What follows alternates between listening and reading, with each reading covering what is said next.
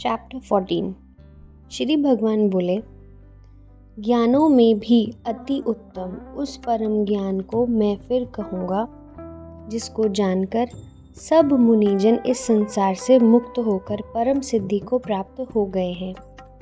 इस ज्ञान को आश्रय करके अर्थात धारण करके मेरे स्वरूप को प्राप्त हुए पुरुष सृष्टि के आदि में पुनः उत्पन्न नहीं होते और प्रलय काल में भी व्याकुल नहीं होते।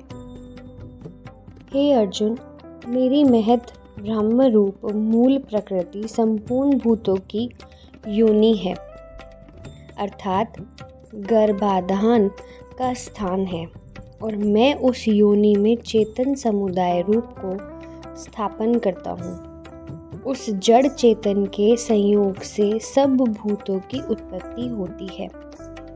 हे अर्जुन, नाना प्रकार की सब योनियों में जितनी मूर्तियाँ अर्थात शरीरधारी प्राणी उत्पन्न होते हैं, प्रकृति तो उन सब की गर्भ धारण करने वाली माता है, और मैं बीज का स्थापन करने वाला पिता हूँ।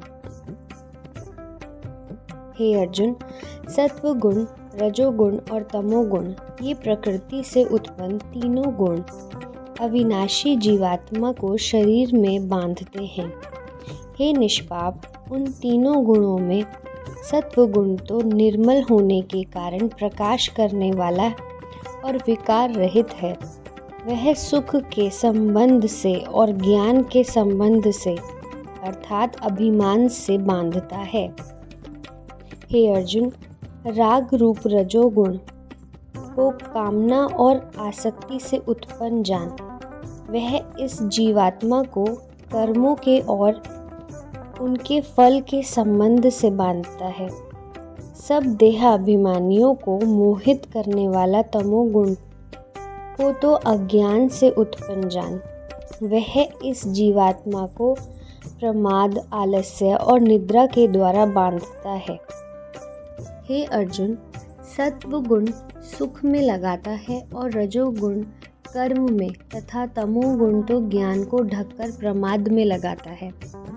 हे अर्जुन, रजोगुण और तमोगुण को दबाकर सत्वगुण और तमोगुण को दबाकर रजोगुण, वैसे ही सत्वगुण और रजोगुण को दबाकर तमोगुण होता है अर्थात बढ़ता है। जिस समय इस देह में तथा अंतःकरण और इंद्रियों में चेतनता और विवेक शक्ति उत्पन्न होती है, उस समय ऐसा जानना चाहिए सत्व गुण बढ़ा है। हे अर्जुन, रजोगुण के बढ़ने पर लोभ, प्रवृत्ति, स्वार्थ बुद्धि से कर्मों का सकाम भाव से आरंभ, अशांति और विषय भोगों की लालसा ये सब उत्पन्न होते हैं। तमोगुण के बढ़ने पर अंतःकरण व इंद्रियों में अप्रकाश, कर्तव्य कर्मों में अप्रवृत्ति और प्रमाद अर्थात व्यर्थ चेष्टा और निद्रादि अंतःकरण की मोहिनी वृत्तियाँ ये सभी उत्पन्न होते हैं। जब यह मनुष्य सत्व गुण की वृद्धि में मृत्यु को प्राप्त होता है, तब तो उत्तम कर्म करने वालों के निर्मल दिव्य स्वर्गादि लोकों को प्राप्त होता है। रजोगुण के बढ़ने पर मृत्यु को प्राप्त होकर कर्मों की आसक्ति वाले मनुष्य में उत्पन्न होता है, तथा तमोगुण के बढ़ने पर मरा हुआ मनुष्य कीट, पशु आदि मूल योनियों में उत्पन्न होता है। श्रेष्ठ कर्म का तो सात्विक अर्थात सुख, ज्ञान और वैराग्य आदि निर्मल फल कहा है। रजस कर्म का फल दुख और तमस कर्म का फल अज्ञान कहा है। सत्व गुण से ज्ञान उत्पन्न होता है और रजोगुण से निसंदेह लोभ तथा तमोगुण से प्रमाद और मोह उत्पन्न होता है और अज्ञान भी उत्पन्न होता है। सत्व गुण में स्थित पुरुष स्वर्ग आदि उच्च लोकों को जाते हैं। रजोगुण में स्थित रजस पुरुष मध्य में अर्थात मनुष्य लोक में ही रहते हैं, और तमोगुण के कार्यकाल निद्रा, प्रमाद और आलस्य आदि में स्थित तमस पुरुष अधोगति को अर्थात कीट, पशु आदि नीच योनियों को तथा नरकों को प्राप्त होते हैं। जिस समय दृष्टा तीनों गुणों के अतिरिक्त अन्य किसी को करता नहीं देखता और तीनों गुणों से अत्यंत परे सच्चिदानंद घन स्वरूप मुझ परमात्मा को तत्व से जानता है, उस समय वह मेरे स्वरूप को प्राप्त होता है। यह शरीर की उत्पत्ति के कारण रूप इन तीनों गुणों को उल्लंघन करके जन्म, मृत्यु, वृद्धावस्था और सब प्रकार के दुखों से मुक्त हुआ परमानंद को प्राप्त होता है। अर्जुन बोले, इन तीनों गुणों से अतीत पुरुष किन किन लक्षणों से युक्त होता है और किस प्रकार के आचरणों वाला होता है, तथा हे प्रभु, मनुष्य किस उपाय से इन तीनों गुणों से अतीत होता है।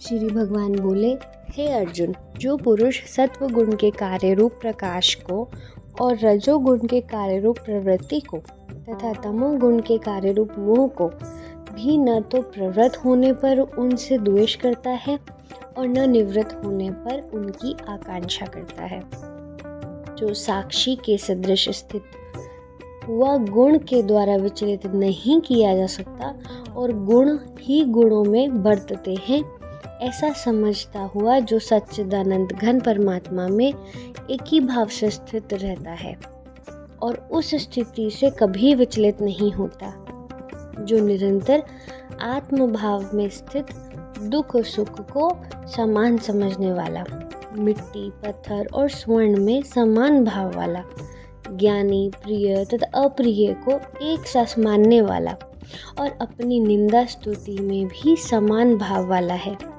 जो मान और अपमान में सम है, मित्र और वैरी के पक्ष में भी सम है तथा संपूर्ण आरंभों में कर्तापन के अभिमान से रहित है, वह पुरुष गुणातीत कहा जाता है। और जो पुरुष अव्यभिचारी भक्ति योग के द्वारा मुझको निरंतर भजता है, वह भी इन तीनों गुणों को भली भांति लांघ कर सच्चिदानंद घन ब्रह्मा को प्राप्त होने के लिए योग्य बन जाता है, क्योंकि उस अविनाशी पर ब्रह्मा का और अमृत का तथा नित्य धर्म का और अखंड एकरस आनंद का आश्रय मैं हूँ। इस प्रकार उपनिषद, ब्रह्म विद्या तथा योग शास्त्र रूप श्रीमद् भगवद गीता के श्री कृष्ण अर्जुन संवाद में गुण त्रय विभाग योग नामक 14वां अध्याय संपूर्ण हुआ।